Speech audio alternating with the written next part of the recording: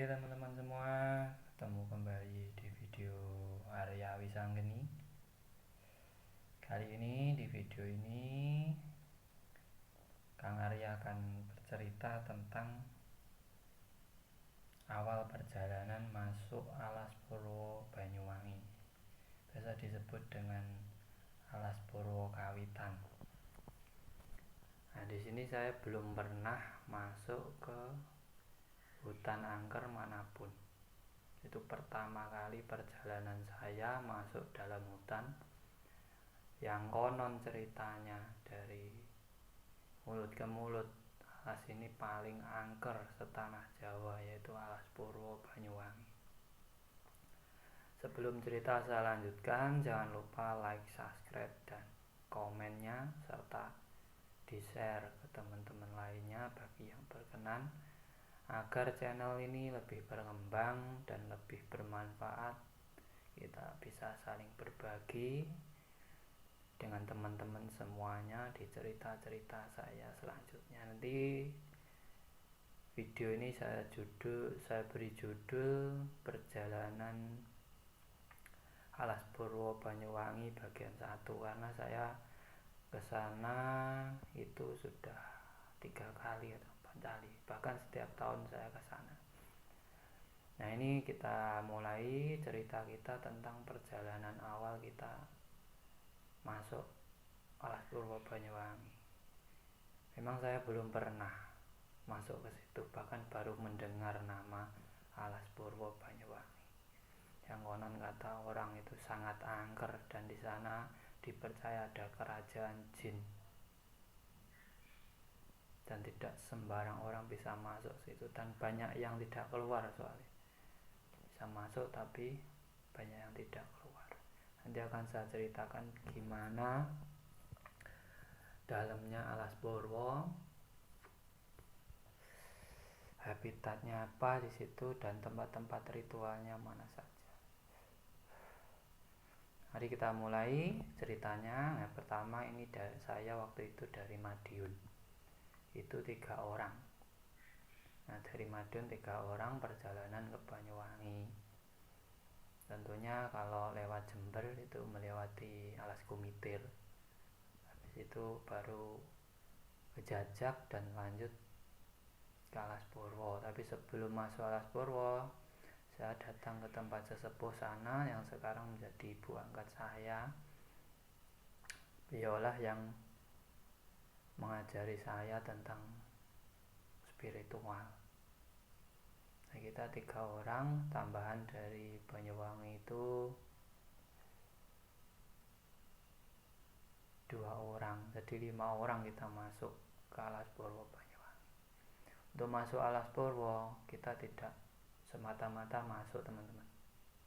Jadi ada ritualnya sebelum masuk ke Alas Purwo Banyuwangi. Itu biasanya kita mengadakan selamatan untuk keselamatan diri kita, dan bawa sesaji untuk ritual di dalamnya, bawa bekal makanan untuk nanti kita makan di dalam. Kalau menurut keyakinan kami, kalau di dalam Alas Purwo itu kita tidak makan nasi, teman-teman. Jadi kita makannya selain nasi. Nah, dari Jajak kita perjalanan sekitar 1 jam. Kita nyampe ke pintu masuk Alas Purwo. Habis pintu masuk kita lanjut, dan pertama tempat yang kita datangi adalah situs Kawitan, yaitu situs yang dipercaya dulu adalah pertama kalinya kehidupan dimulai. Jadi situs Kawitan ini dipercaya dulu awal mulanya sebuah kehidupan dimulai di muka bumi. Nah, sebelum masuk ke dalam kita ritual dulu di situs Kawitan. Nah, di sini kita mohon izin untuk masuk Alas Purwo. Jadi mohon izin ke penunggu Alas Purwo agar kita masuk sampai keluar diberi keselamatan, dan Nah, dan di sini kita ritual tak izin sekitar kurang lebih 20 menit. Dan setelah selesai, kita masuk lagi ke dalam, kita menuju ke Pancur. Pancur ini juga di tepi laut ya, indah pemandangannya tepi laut. Di sini biasanya tempat untuk berendam, teman-teman. Jadi di sini ada sungai kecil yang menuju ke laut. Nah, di situ biasanya untuk berendam, untuk rendeman para spiritual yang melaksanakan lakunya di dalam Alas Purwo. Habis sampai Pancur kita mendirikan tenda, dan setelah mendirikan tenda kita lanjut masuk ke dalam. Nah, untuk masuk ke dalam lagi tempat spiritual yang lainnya, ini jalannya setapak, teman-teman. Jadi jalannya setapak dan melewati hutan bambu. Jadi kebanyakan mayoritas itu bambu di situ. Nah, masuk perjalanan kurang lebih 45 menit. 45 menit itu menelusuri jalan setapak untuk menuju sumber panguripan atau sumber aeropas. Biasanya di ini tempat orang mandi, cari air, semua yang spiritual di dalam Alas Purwo. Jadi mandinya di situ, juga untuk minum juga di situ, untuk masak di situ. Dan ternyata di dalam Alas Purwo itu banyak sekali orang melakukan spiritual, teman-teman. Karena ini perjalanan pertama saya, keanehan itu saya rasakan waktu perjalanan menelusuri setapak dari Pancur menuju ke Sendang Panguripan itu. Karena waktu dulu itu saya memang lagi belajar babakan gaib, masalah gaib ataupun dunia lain. Nah, situ saya rasakan rombongan saya ini 4 orang saya waktu itu seperti diikuti oleh semacam gorila yang besar. Bahkan di bambu itu kedengaran suaranya, tapi tidak ada wujudnya. Tapi di bambu itu kedengaran langkah kakinya, karena dia seperti ekor gorila raksasa gitu. Sak sak sak sak sak itu aja bunyinya. Itu mengantar kita sampai ke Sendang Panguripan. Jadi dalam perjalanan itu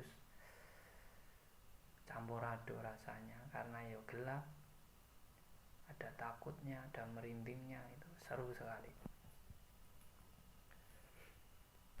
Sampai kita sampai di Sendang Panguripan. Nah, gitu, waktu itu kita mandi dulu di situ. Kita mandi sambil kita bawa air untuk nanti perjalanan masuk lagi ke dalamnya.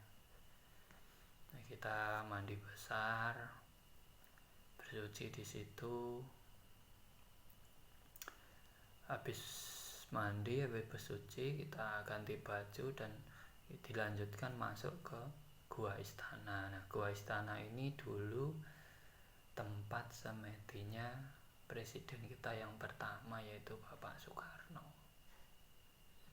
Dan ternyata di dalam gua itu banyak sekali orang yang tidur di dalam. Mereka juga aku spiritual juga. Keanehan belum saya rasakan di situ di Gua Istana ini, cuma auranya saja sangat kuat gitu. Tapi kalau untuk kejadian yang berkesan itu belum saya rasakan di situ. Akhirnya kita ritual dulu di Gua Istana. Selesai di Gua Istana, kita perjalanan lagi ke Gua Mayangkoro. Nah, dari Gua Istana ke Gua Mayangkara ini sekitar kalau tidak salah 30 menit teman-teman. Itu pun kita melewati jalan setapak lagi. Jadi di samping kiri kanan itu hutan bambu, kita melewati jalan setapak lagi. Aura semakin kuat, kita semakin masuk ke dalam Alas Purwo. Aura itu semakin kuat dan kera itu di mana-mana. Karena di sana memang mayoritas terbanyak itu kera.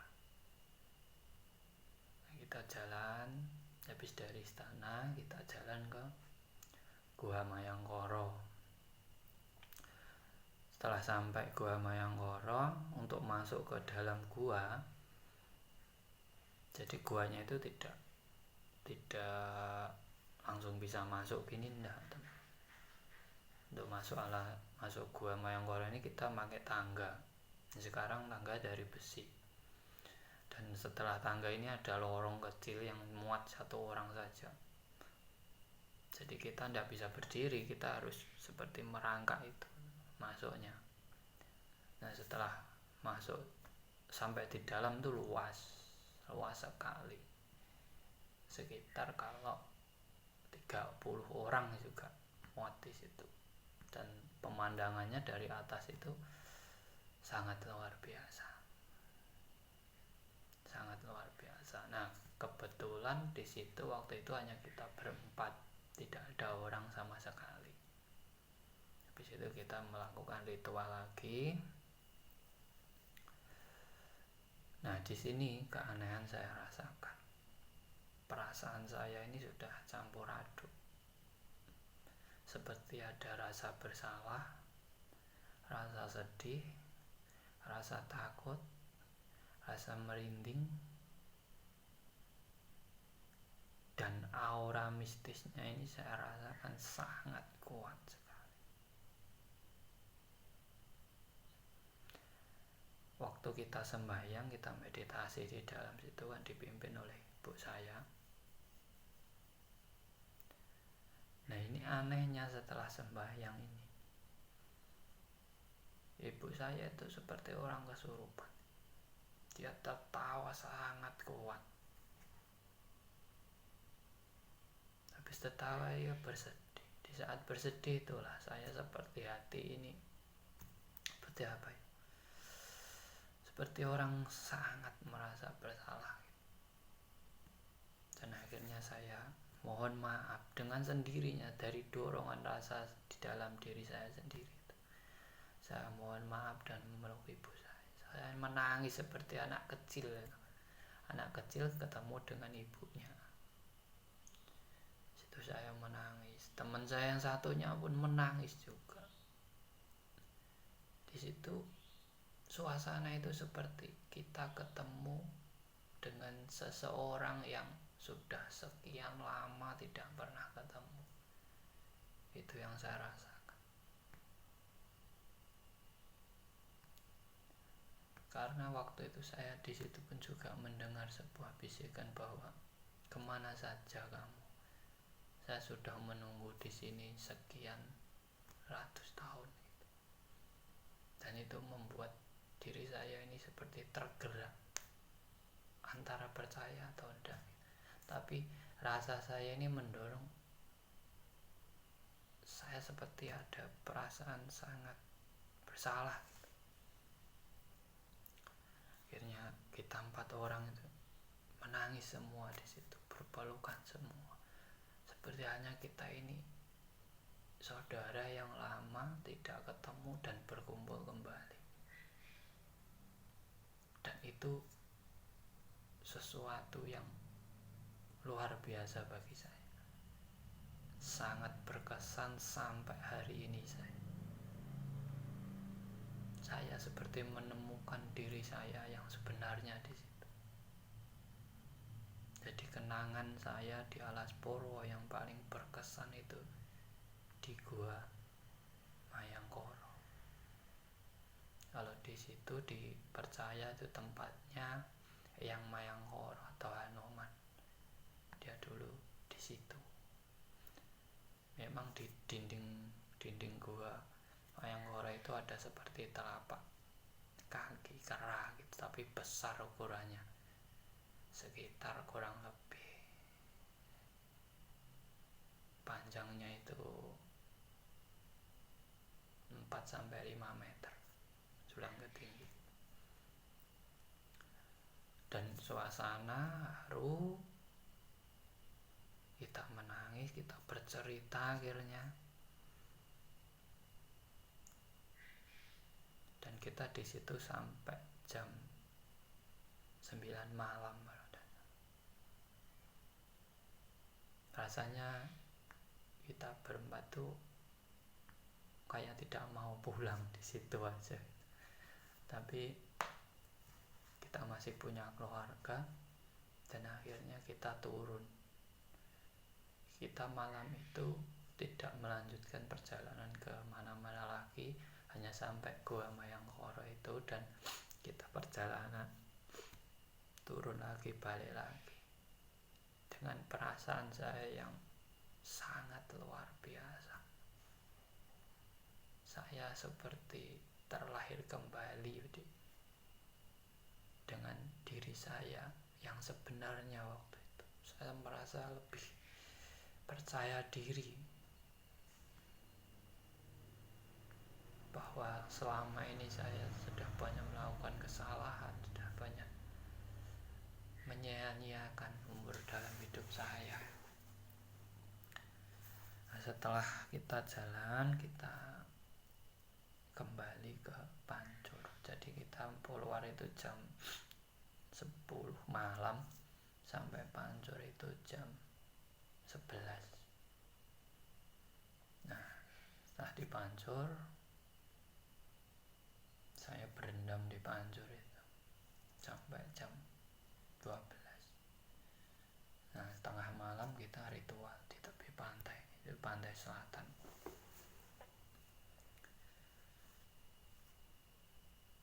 Setelah melakukan ritual, situ kita mendapatkan wejangan-wejangan yang luar biasa tentang spiritual dan kehidupan. Nah, anehnya lagi di sini, kita berencana mau nginep di situ pulang pagi, rencana itu. Tapi waktu wejangan itu, waktu kita ngumpul, kita sudah buat kopi, langit itu tiba-tiba gelap, dan angin itu kuat sekali, seperti mau hujan sangat deras, persis seperti itu. Dan akhirnya salah satu teman saya ini, ya dia guru saya juga, dia menginstruksikan, ya udah kita ndak usah nginep, kita balik aja. Nah, itu jam 2 malam, setengah 3 itu kita beres-beres mau balik, karena melihat cuaca itu sudah agaknya mau hujan. Kita ringkas sampai kita bawa ke mobil. Anehnya sampai di mobil ini, langit itu terang kembali, rembulan muncul lagi. Apa sebenarnya ini? Ya karena sudah ringkas ya kita terus lanjut pulang. Kita pulang akhirnya ke tempat ibu saya dulu. Nah, kita tidur di situ. Dan keanehan itu bukan di situ saja, ternyata sampai luar itu saya rasakan. Dan perjalanan spiritual saya yang tidak dapat saya logikakan sampai sekarang, itu di saat saya berada di rumah ibu saya. Waktu itu kita habis ngobrol, saya mendapatkan wejangan dari bapak saya, dan saya mau tidur. Tapi sebelum tidur, mata saya pun belum sampai mejamkan mata saya. Ini hanya perjalanan saya, dan saya ceritakan sesuai dengan apa yang saya alami, tanpa mengurangi dan menambahi atau apapun. Dan mungkin dari teman-teman semua pasti berbeda perjalanannya. Sebelum memejamkan mata, tiba-tiba ada sinar dari atas. Saya tidak tahu itu sinar apa. Warnanya putih, bulat, sekitar diameternya kalau tidak salah itu 1 meter. Jadi kayak bola, itu putih. Nah, itu masuk dalam tubuh saya. Seluruh tubuh saya ini warnanya jadi terang gitu. Saya kaget, saya tidak bisa gerak, saya tidak bisa apa-apa. Saya hanya kaget. Dan itu tidak berlangsung lama. Setelah dia masuk, saya bisa gerak lagi. Dan bapak saya keluar membawa jarik dia untuk selimut ya. Saya ambil tanya, ada apa? Saya bilang tidak ada apa-apa. Dan itu menjadi pertanyaan saya sampai sekarang ini. Saya sudah juga menelaah, mencari-cari apa sebenarnya yang masuk tadi ke dalam tubuh saya. Itu perjalanan spiritual saya yang sangat luar biasa, sampai sekarang masih jadi pertanyaan dalam diri saya. Dan waktu itu kita tidak lama di situ, kita hanya nginep, besok kita balik ke Madiun lagi, karena saya waktu itu tempat tinggal saya di Madiun, tapi saya domisili di Gunung Lawu di Karanganyar. Dan habis itu saya mendapatkan sesuatu kalau saya harus tinggal di sekitaran Gunung Lawu, dan akhirnya saya tinggal di sekitaran Gunung Lawu sampai kurang lebih 3 tahun. Nah, itu perjalanan yang sangat luar biasa ya. Di posisi malamnya saya mendapatkan cahaya itu, paginya saya diperintah oleh bapak saya, kamu tidak usah tinggal di Madiun, kamu tinggallah di Karanganyar, di bawah Gunung Lawu, jangan membawa apa-apa dari Madiun, kamu kelak akan enak di Karanganyar, kamu merintislah lagi di Karanganyar. Akhirnya saya ke Karanganyar dan merintis lagi. Nah, itulah perjalanan saya pertama kali saya masuk Alas Purwo. Dan di situ saya tidak mendapati penampakan setan atau apa, tidak ada. Jadi kadang sesuatu yang tersebar di masyarakat kalau Alas Purwo gini, itu tergantung kita, niat kita masuk gimana. Dan tiap masuk itu harus ada tata caranya. Kita mau masuk rumah pun harus permisi dulu. Jadi kita masuk di suatu tempat pun harus permisi dulu, karena suatu tempat itu pasti ada yang menunggu atau yang menguasai. Mungkin ini sedikit banyak pengalaman saya di Alas Purwo bagian yang pertama ini. Nanti saya akan cerita lagi yang bagian kedua, bahkan cerita saya di Gunung Lawu, di Alas Rigati Ketonggo, dan di tempat-tempat spiritual lainnya seperti di Kediri, di Kelampis Ireng. Saya pernah dan saya mengalami kejadian-kejadian yang mungkin akan saya ceritakan nanti ke teman-teman semuanya. Jadi jangan lupa like, subscribe, dan share-nya. Mari kita berbagi pengalaman spiritual untuk mendapatkan kebenaran tentang spiritual yang sebenarnya itu seperti apa, agar kita lebih memahami jati diri kita, lebih memahami diri kita. Dari saya, Arya Wisanggeni, untuk video ini saya ucapkan terima kasih yang sudah menonton. dan jangan lupa bantuannya untuk like, share, dan subscribe-nya. Kita sambung ke video kita selanjutnya. Terima kasih. Salam Rahayu.